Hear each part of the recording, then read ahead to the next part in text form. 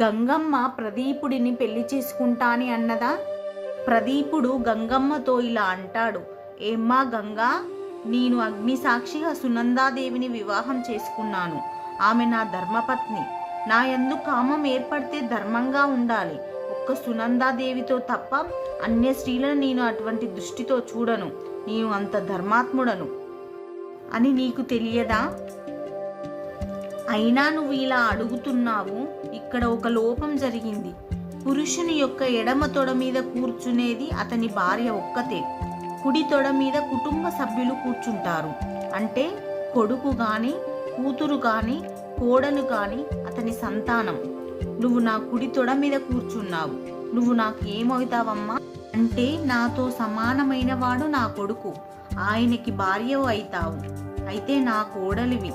నాకు కొడుకు పుడితే ఆయనకి ఇల్లాలు 5 ఊర్లే.